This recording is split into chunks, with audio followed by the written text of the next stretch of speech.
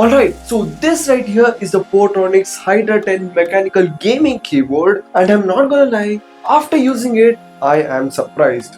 Because somehow Portronics managed to shove wireless connectivity, mechanical switches, RGB lighting, multi-device support into a keyboard that costs less than some membrane keyboards that are pretending to be gaming keyboards. And today we are going full zero chill mode. But the first thing you immediately notice is the design.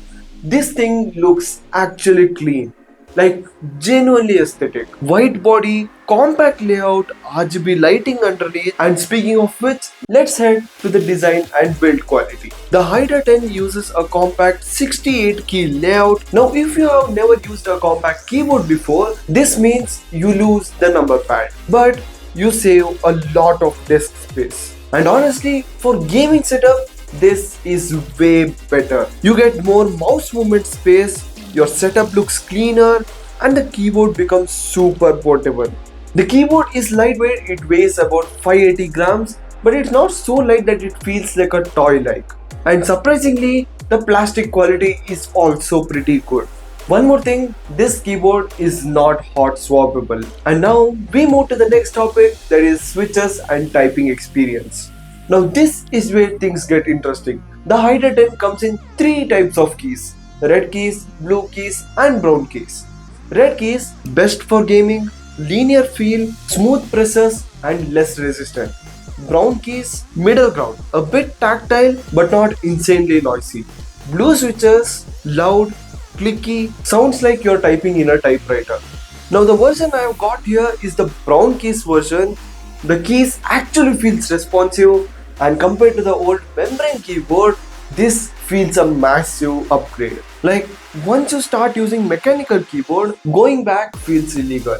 And the keyboard even supports anti-ghosting, which means while you're gaming, multiple key presses register properly during gaming. And honestly, for games like Valorant, COD, CS2, Minecraft, or typing scripts or editing, it performs surprisingly well. And that brings us to the next section, that is the RGB lighting. Alright, now let's talk about RGBs, because some companies love throwing RGBs into products and calling it gaming. But it's not here. The Hydra 10's RGB actually looks pretty solid. It supports around 20 lighting modes, and you can switch effects directly by using key combinations. You can change colors, you can switch animations, adjust the brightness, and you can even speed up the effects and even customize the effects, all without a software. Now yes, it does not have a dedicated software support, so if you are expecting to do some RGB per key lighting setup, not possible. But visually, it still looks sick in dark spaces. Moving on to connectivity, this is honestly the biggest reason why people buy this keyboard. The Hydra 10 supports Bluetooth 5.0, 2.4 GHz wireless through a USB dongle, and a wired mode through Type-C, which means you can literally connect these things to PCs, tablets, phones, MacBooks, and almost everything. And the crazy part, you can pair multiple devices at once, up to 3 Bluetooth devices plus one through 2.4 GHz dongle and one through wired Type-C cable. So imagine this, you're gaming on PC, then instantly switch to your tablet, then your laptop. That's actually insane at this price point. And yes, the wired mode also works when it's charging the keyboard. And I know it's a bit overwhelming, and the people who are using it for the first time may think that once you press a key, it's gonna register in all the devices that you connected. But it's not like that. As you guys can see, I'm playing games on my PC and the keyboard is connected through wireless dongle. Just press FN and the V button and you get connected to the PC and you start playing. And I have my phone right here, which is connected with BT3 of the keyboard.